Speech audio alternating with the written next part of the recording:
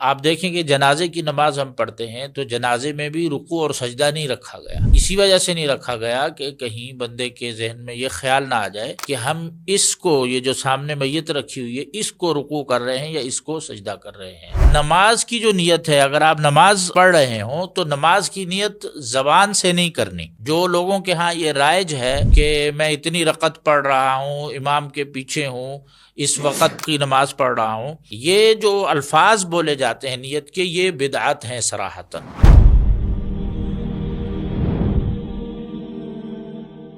الحمدللہ وکفا والصلاۃ والسلام علی رسول اللہ وعلی آلہ وصحبہ ومن والہ وبعد۔ ناظرین، آج جو ہمارا ٹاپک ہے نماز کے حوالے سے، وہ گزشتہ جو ہم سترے کے مسائل بیان کر رہے تھے، ایک دو مسئلے تو اسی سے متعلق ہیں، اور جو شیخ نے یہاں کتاب میں ذکر کیا ہے تحریم الصلاۃ الی القبور، کہ قبر کی طرح رخ کر کے نماز پڑھنے کی شرعاً بالکل اجازت نہیں ہے، یہ حرام ہے۔ اس کی دلیل کیا ہے؟ صحیح مسلم میں اور سنن ابی داؤد میں روایت ہے، رسول اللہ صلی اللہ علیہ وسلم نے فرمایا کہ لا تصلوا الی القبور ولا تجلسوا علیہا، کہ قبروں کی طرف رخ کر کے نہ نماز پڑھو اور نہ قبروں پر مجاور بن کر بیٹھو۔ اب قبر کی طرف رخ کر کر نماز پڑھنا یا قبرستان میں مسجد بنانا یہ حرام عمل ہے، شریعت میں اس کی کسی طرح بھی اجازت نہیں ہے۔ اس کی وجہ یہ ہے کہ کہیں لوگوں کا آہستہ آہستہ یہ عقیدہ نہ بن جائے کہ ہم جو سجدہ کر رہے ہیں، ہم جو رکوع کر رہے ہیں، وہ ان قبر والوں کو کر رہے ہیں۔ تو قوم نوح میں جو شرک کا آغاز ہوا تھا وہ اسی طرح ہوا تھا کہ پہلے جگہ مخصوص کی گئیں صالحین کی، ان کا تذکرہ ہوتا تھا،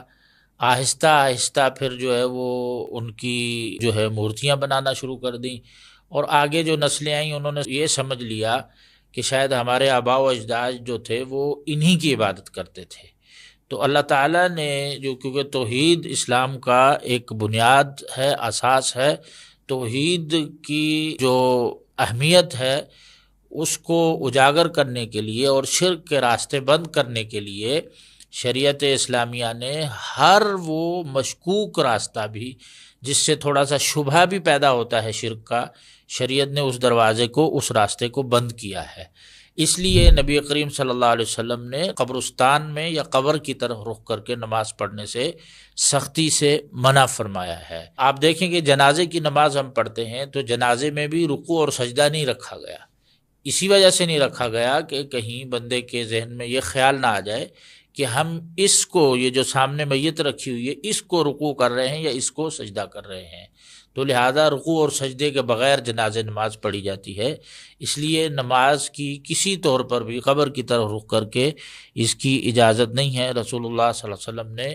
اس سے سختی سے منع کیا ہے۔ اس کے علاوہ جو سترے کے حوالے سے ہی ایک مسئلہ یہ ہے کہ مسجد حرام، عموماً لوگ یہ سمجھتے ہیں کہ جو مسجد حرام ہے، بیت اللہ ہے یا مسجد نبوی ہے، وہاں رش بہت زیادہ ہوتا ہے تو وہاں ہمیں سترے کی ضرورت نہیں ہے۔ تو یہ بات بالکل غلط ہے، یہ تصور اور یہ کانسیپٹ بالکل باطل ہے۔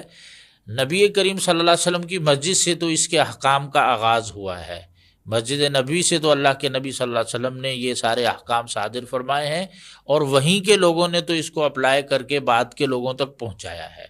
تو لہٰذا آپ مسجد حرام میں ہوں یا مسجد نبوی میں ہوں، رش کتنا بھی ہو، اب نمازی کی ذمہ داری ہے کہ سترے کی جگہ تلاش کرے، دیوار کے قریب ہو جائے، کسی پلر کے قریب ہو جائے، یا اپنے سامنے کوئی بھی جو بھی میسر ہو چیز جو ہے وہ سترے کے طور پر رکھ لے۔ یہاں ایک حدیث بیان کی جاتی ہے جو ابن ماجہ میں ہے، فصلی رکعتین فی حاشیۃ المطاف ولیس بینہ وبین الطواف احد، کہ رسول اللہ صلی اللہ علیہ وسلم نے ایک دفعہ مطاف کے کنارے پر نماز پڑھی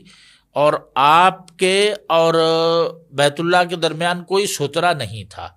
اس روایت سے بعض لوگ یہ معنی لے لیتے ہیں کہ بیت اللہ میں کوئی سترے کی جو ہے وہ رخصت ہے، وہاں کوئی ضروری نہیں ہے، لیکن یہ روایت جو ہے ضعیف ہے۔ اس میں ایک راوی ہیں کثیر بن مطلب کے نام سے، وہ ضعیف راوی ہیں، اور اس کی اگر آپ تفصیل جاننا چاہتے ہیں تو علامہ البانی کی کتاب ہے سلسلہ احادیث ضعیفہ، 928 نمبر حدیث کے تحت انہوں نے اس حدیث پر تفصیلاً جرح کی ہے کہ یہ جو روایت پیش کی جاتی ہے کہ بیت اللہ میں رخصت ہے سترے کی، یہ روایت تہائی ضعیف ہے، اور اس کے ضعف کے جو اسباب ہیں شیخ نے 928 نمبر جو سلسلہ حدیث ضعیفہ ان کی کتاب ہے اس میں ذکر فرمائے ہیں۔ پھر ایک اور مسئلہ بھی ہے کہ اگر بندہ نماز پڑھ رہا ہے اور اس کے سامنے سے کوئی گزرنے کی کوشش کرتا ہے تو آپ صلی اللہ علیہ وسلم نے فرمایا فَلْيَدْفَعْ فِي نَحْرِهِ، وہ بندہ آگے بڑھے اور اس کو سختی کے ساتھ روکے، پہلے روکے، اگر وہ نہیں رکتا تو اس کو سختی کے ساتھ روکنے کی کوشش کرے۔ اچھا، ایک اور حدیث ہے سترے کے حوالے سے ہی کہ اس کے بارے میں لوگ کچھ اشکال بھی پیش کرتے ہیں، اسلام کے اوپر اعتراض بھی اٹھاتے ہیں کہ ایک حدیث میں نبی کریم صلی اللہ علیہ وسلم نے فرمایا کہ 3 چیزیں جو ہیں وہ نماز کو باطل کر دیتی ہیں اگر آگے سے گزر جائیں تو۔ ان میں ایک آپ نے عورت کا ذکر کیا، ایک گدھے کا ذکر کیا، اور ایک کالے کتے کا ذکر کیا۔ اب ان 3 چیزوں سے لوگ سمجھتے ہیں کہ اسلام جو ہے عورت کی تحقیر کرتا ہے، دیکھو اس کو کتے اور گدھے کے ساتھ ملا دیا ہے، حالانکہ یہ بات بالکل سراسر باطل ہے۔ یہاں کوئی عورت اور کتے گدھے کی آپس میں تشبیہ بیان نہیں کی جا رہی، ان کا مقام بیان نہیں کیا جا رہا، بلکہ نماز کے باطل ہونے کے اسباب میں سے سبب ذکر کیا جا رہا ہے۔ تو اب عورت کے گزرنے سے نماز باطل کیوں ہو جاتی ہے؟ کیونکہ عورت ایک لحاظ سے مرد کے لیے ایک فتنہ ہے کہ عورت کو ویسے بھی اجنبی عورت کو جو ہے دیکھنے سے جو ہے منع کیا گیا ہے مرد کو کہ اس کی طرف نہ دیکھے، اپنی آنکھوں کی حفاظت کرے۔ تو عورت جب آگے سامنے سے گزرے گی تو خطرہ یہ ہوتا ہے کہ مرد کی توجہ اس کی طرف نہ چلی جائے یا اس کے حسن کی طرف نہ چلی جائے، تو اس وجہ سے آپ صلی اللہ علیہ وسلم نے یہ دروازہ ہی بند کر دیا۔ اور یہاں جو حدیث میں نماز کے باطل ہونے کا ذکر ہے، یہ مطلب نہیں ہے کہ نماز ٹوٹ جاتی ہے،